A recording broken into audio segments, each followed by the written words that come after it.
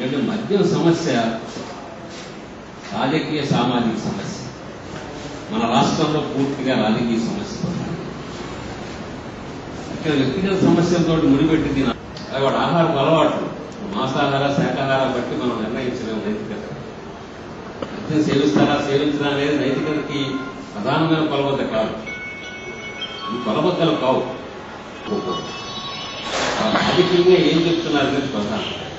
రాజకీయ చర్చ రావాల్సిన అవసరం అది జరగాలి. జరిగిన నష్టం ఉంటాయి అంటే మద్యం సమస్య మన రాష్ట్రంలో తక్షణమే పరిష్కరించాల్సిన చాలా కీలకమైన సమస్య. ఎందుకంటే 50 లక్షల కుటుంబాలు ఇప్పటికే నాశనం అయ్యాయి. ప్రతి ఏటా 10 లక్షల కుటుంబాలు నాశనం అవుతా ఉంటారు. ఇది ప్రజల జీవితానికి సంబంధించిన సమస్య, పేదల బతుకుకి సంబంధించిన సమస్య, పేద మహిళల సంసారాలు దినదిన గండంగా సాగిస్తున్న దానికి సంబంధించిన సమస్య. ఈ సమస్య పట్ల రాజకీయం ఎంత హేతుబద్ధంగా, ఎంత నిబద్ధతతోటి, ఎంత లోతుగా పరిశీలన చేసి పరిష్కారం ఆలోచించాల్సింది పోయి ఈ సమస్యను రసాభాస చేయటం, పేద మహిళల జీవితాలతో చెలగాటమాడుతున్న మద్యం పట్ల పార్టీలకు ఉన్నటువంటి వైఖరిని స్పష్టం చేస్తారు.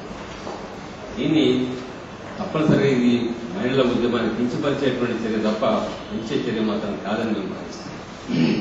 కానీ ఈ సమస్య నైతిక సమస్యగా చూడబోకండి. ఇందులో ఎవరు మద్యం సేవించిన వాడు అధికారంలోకి వచ్చినా చేస్తున్న పనులకి ఎన్నికల్లో గెలవడానికి మద్యం పోస్తున్నారు, ఓట్లు కొనుక్కోవడానికి, ఓట్లు దండుకోవడానికి మద్యం పోస్తున్నారు. అయిన తర్వాత మద్యాన్ని ఆదాయ మార్గంగా వ్యాపారం చేస్తారు. బెల్ట్ షాపుల్ని వాడు ప్రోత్సహించి నిర్వహిస్తున్నారు. కానీ ఇది నైతిక సమస్య కాదు, పూర్తిగా రాజకీయ సమస్య.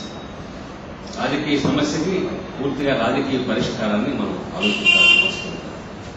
కానీ లోక్సత్తా పార్టీ స్పష్టంగా మేము మనవి చేస్తే ఏంటంటే రాజకీయ చర్చను విధానపరంగా నిలబడి, అందుకని మేము అన్ని పార్టీలకి విజ్ఞప్తి చేస్తున్నాం. మద్యం సమస్య ఒక కీలకమైన రాజకీయ సమస్య రాష్ట్రంలో. రాజకీయం దీని చుట్టూ అల్లుకొని ఉన్నది. నేను ఇందాక ప్రస్తావించినట్టుగా మన రాష్ట్రంలో రాజకీయం మద్యాన్ని పెంచి పోషించడంలో కీలకమైన పాత్ర పోషిస్తాం. మేము గ్రామాలు తిరిగినప్పుడు అంటే రెండే సమాధానాలు. ఒకటి, ఎన్నికల్లో మాకు ఉచితంగా పోయడం బట్టి నేర్చుకున్నాం. రెండవది, మమ్మల్ని ఊరేగింపులకి మీటింగ్లకి తీసుకెళ్ళడం, సారా పోయి తీసుకెళ్తున్నారు, అదొకటి నేర్చుకుంటున్నాం. ఉచితంగా పార్టీలు ఎన్నికల్లో ఓట్ల కోసము లేకపోతే జనబల ప్రదర్శన కోసము చేసేటువంటి సందర్భాల్లో మద్యాన్ని నేర్చుకుంటున్నారు. పూర్తిగా రాజకీయం చేస్తున్న తప్పిదం రాష్ట్రంలో. రెండవది, ఎన్నికైన తర్వాత, అధికారంలోకి వచ్చిన తర్వాత ఆ ప్రభుత్వం ఈ ప్రభుత్వం తేడా లేదు. ఇద్దరు కూడా దీన్ని పూర్తిగా ఆదాయ మార్గాన్ని చేసి బెల్ట్ షాపులు పెట్టి నాటుసారా కుటుంబాలను విస్తారంగా పంపిణీ చేస్తుంటే కళ్ళు మూసుకొని రాష్ట్రాన్నంతటినీ సర్వనాశనం చేసినటువంటిది రాజకీయం. అందుకని మన రాష్ట్రంలో ఇది పూర్తిగా రాజకీయ సమస్య. అందుకని ఈ రాజకీయ సమస్యకి రాజకీయ పరిష్కారమే మనం చూడాలి.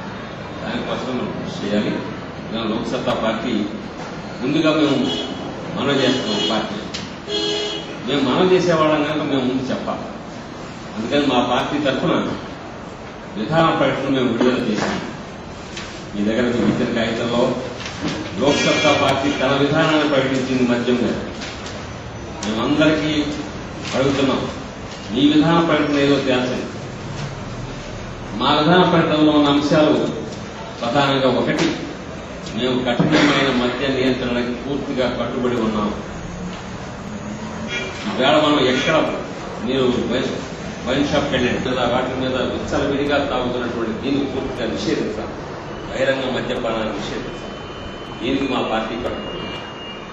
రెండవది, మేము చెప్తున్నాం, ఎన్నికల్లో లోక్సత్తా పార్టీ అభ్యర్థులు ఎవరో కూడా మద్యం పంపిణీకి పాల్పడరు. ఒకవేళ పాల్పడితే అభ్యర్థులు పాల్పడ్డా, పార్టీ కార్యకర్తలు పాల్పడ్డా వాళ్ళ తక్షణం పార్టీ నుంచి మేము బహిష్కరిస్తాం. మేము స్పష్టంగా ఈ విధానాన్ని చాలా ముందుగానే ప్రకటిస్తాం. ఎన్నికల్లో మద్యం పోయడం అనేది రాష్ట్రంలో పార్టీలు చేస్తున్న పాపం. మేము అదే అడుగుతున్నాం పార్టీలో. అయ్యా ఇది అవినీతి అని తెలుసు, ఇది చట్టవిరుద్ధం అని తెలుసు, అక్రమం అని తెలుసు, గొడవ పెట్టకూడదని తెలుసు, ఎన్నికల కోర్టుకి వ్యతిరేకమని తెలుసు, అయినా కానీ చేస్తాం. అందుకని ఎన్నికల్లో మా పార్టీకి సంబంధించినటువంటి వైఖరిని మేము స్పష్టంగా చెప్తున్నాం. మూడవ అధికారంలోకి వచ్చిన తర్వాత దాన్ని ఆదాయ మార్గం చేయకూడదు. అందుకని మేము ఉన్నటువంటి 6,500 సుమారు లైసెన్స్ షాపులు ఉంటే వాటిని 1000 షాపులకు కుదిస్తాం. రెండవది, ఎప్పుడైతే ప్రైవేటు వాళ్ళు రంగప్రవేశం చేశారో వ్యాపారం అవుతుంది, ఏ రకమైనా సరే. కానీ వ్యాపారం కాకుండా చేయాలి అంటే తప్పనిసరిగా వ్యాపారం కాకుండా ఉండేటువంటి మార్గాన్ని చూడాలా. ప్రభుత్వమే వాటిని నిర్వహిస్తుంది, వేళలు కుదిస్తుంది, రోజులు తగ్గిస్తుంది. మొత్తం మీద మద్యపానాన్ని ఇంత విచ్చలవిడిగా సాగించేటువంటి పరిస్థితిని రాష్ట్రంలో లేకుండా చేయడం అనేది ప్రధానమైన అంశంగా చేస్తాం. అసలు ఎక్కడ ఇవి కాకుండా షాపులు కానీ ఇవి కానీ రాష్ట్రంలో జరుగుతున్నాయి. మన ముఖ్యమంత్రి గారు కూడా చెప్పారు, మా ప్రతి వారు వెళ్ళినప్పుడు వీళ్ళు అదుపు చేయడం సాధ్యం కాదు, యంత్రాంగం సరిపోదని. చిత్తశుద్ధి ఉంటే యంత్రాంగంతో వచ్చేది. కానీ మేము ఇంకోటి చెప్తున్నాం, అసలు ప్రజలకు అధికారాలు ఇవ్వండి, వాడే మూసేస్తారంట. మీరు ప్రజలకి చట్టబద్ధమైన అధికారాలు ఇవ్వండి. పంచాయతీలకి అక్కడ ఇలాంటి అమ్మకాలు జరగకుండా పూర్తిగా చట్టబద్ధమైన అధికారులు ఇవ్వండి. మద్య నియంత్రణ కమిటీలకు ఇవ్వండి, మహిళా సంఘాలకు ఇవ్వండి. వాళ్ళు పట్టుకోవడానికి, అరెస్ట్ చేయడానికి, దండించడానికి కావాల్సిన పూర్తి అధికారాలు చట్టబద్ధంగా వాళ్ళకి కట్టబెడితే రాష్ట్రంలో దీన్ని తొలగించడం సాధ్యం. లోక్సత్తా పార్టీ దానికి కట్టుబడి దీన్ని చేస్తామని స్పష్టం చేస్తాం. మద్యానికి బానిసలైన వాళ్ళు ఉన్నారు. ఎలక్షన్ అయిపోయిన తర్వాత చాలా కష్టం, ఏ ఎలక్షన్ చేయాలి వాళ్ళకి. మద్యాన్ని నియంత్రించడం కోసం ప్రజల్లో ఇది ఒక సాంఘిక దురాచారం కాకుండా ఉండడం కోసం కొంత ప్రచారం చేయాలా. వీటికి కట్టుబడి ఉంది లోక్సత్తా పార్టీ. కానీ మేము మద్యం పట్ల రాజకీయ విధానాలని అన్ని పార్టీలు ప్రకటిస్తే దాన్ని బట్టి రాష్ట్రంలో ఐక్య వేదికల్లో భావసారూప్యత ఉండాలి. ఐక్య వేదిక భావసారూప్యత లేకుండా ఐక్య వేదికలు సాధించుకోవాలి. మేము ఉన్నాను. వాస్తవానికి గ్రామాల్లో మా ఊరికి మద్యం వద్దు అన్నది నిన్నారు. మా ఊరికి మద్యాన్ని దూరం చేయడానికి నిన్నారు. ఆ ఊళ్ళో ఉన్న అన్ని పార్టీల వాళ్ళు దాంట్లో భాగంగా ఉన్నారు, అందరూ భాగస్వాములుగా ఉన్నారు.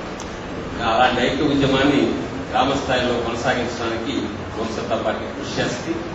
కానీ రాష్ట్రంలో ఈ చెట్ల పురాణం నుంచి రాజకీయ చర్చ స్వభావం మార్చాలని, అన్ని పార్టీలు బాధ్యతాయుతంగా ఆలోచించాలని, అన్ని సమస్యల మీద విధానపరమైన చర్చకి రావాల్సిందిగా లోక్సత్తా పార్టీ వాళ్ళందరికీ విజ్ఞప్తి చేస్తారు. ఇప్పుడు దీనిపైన మీరు ఏమైనా చర్చా వేదికలు మీరు ఏర్పాటు చేస్తున్నారా? జరగాలి. రాజకీయ పార్టీలు అలాంటి ఆలోచనతో రావడానికి ముందు ఎవరి క్రమశిక్షణ వాళ్ళకు ఉండాలి. ఆ స్వయం క్రమశిక్షణ లేనట్టు లేకపోతే పార్టీలు నిజమైన రాజకీయ చర్చలు సాగిస్తుంది. త్వరగా అలా వేదికలు వస్తున్నాయి, అన్ని పార్టీలు పిలుస్తున్నాయి. ఇచ్చినప్పుడు కనీసం ఆ వేదిక ఇచ్చిన వాళ్ళ గౌరవాన్ని మనం కాపాడే దశ, లేకపోతే ఎందుకంటే రాజకీయ పథకం మరొకటి. అంటే ఇప్పుడు ఈ ఉద్యమాన్ని మీరు చేపట్టినప్పటి నుంచి అన్ని పార్టీలు ఈ స్లోగన్ తీసుకున్నది. ఈ స్లోగన్ హైజాక్ చేస్తున్నప్పుడు మీరు దీని మీద ఏమైనా కాన్సన్ట్రేట్ చేస్తున్నారా? మాకు సంబంధించి ఈ ఉద్యమం ఏ ఉద్యమం అయినా సరే ఎవరి కొత్త సొత్తు కాదు, ఎవరి కొత్త సొత్తు కాదు. మా ఉద్యమానికి సంబంధించి కూడా మేము మా వైపు నుంచి ఈ మద్యానికి సంబంధించిన సమస్యకి ఇది నిజమైన పరిష్కారం, ఇది మంచి పరిష్కారం అని చెప్పి మేము చిత్తశుద్ధితో ఏ చర్యలు చేస్తామో మనం ముందుగా ప్రకటిస్తాం. మేము కోరేది ఆ పార్టీలను కూడా అలాంటి చిత్తశుద్ధిని మీరు ప్రదర్శించారు, అలాంటి ప్రకటనలే మీరు చేయండి. మేము కోరేది చిన్న విషయాలే. కనీసం ఎన్నికల్లో మద్యం పోయామని చెప్పకుండా నేను బెడ్ షాప్ తీసేస్తానంటాడు. ఎన్నికల్లో మద్యాన్ని వ్యాపారం చేసిన వాళ్ళు గతంలో జరిగిపోయింది, పొరపాటు జరిగిపోయింది, కొత్త కాలం జరగదని మాట్లాడకుండా చేస్తారనుకోండి, ఇల్లు దగ్గర పెట్టుకుని మన ఉద్యమానికి అనమంటారా? కానీ తప్పనిసరిగా ఈ పార్టీలు గతాన్ని మింగాల్సి ఉంటుంది, భవిష్యత్తు గురించి మాట్లాడాల్సి ఉంటుంది. అది లేకుండా ఆనాటికి ఏ వేదిక దొరికితే ఆ వేదిక మీద మాట్లాడే పద్ధతి రాజకీయ విధానం తెచ్చి కాదు.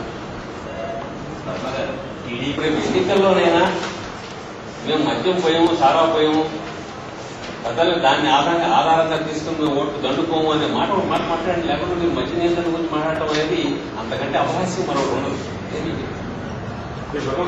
ఆమె ఇంత తీవ్రమైన పథకాలతో మిమ్మల్ని ఘోషించింది కదా, కనీసం మీరు ప్రొటెస్ట్ కూడా చేయలేదు. మేడం ఏదో మాట్లాడింది కానీ అది ఎంత ఎఫెక్టివ్ కాదు.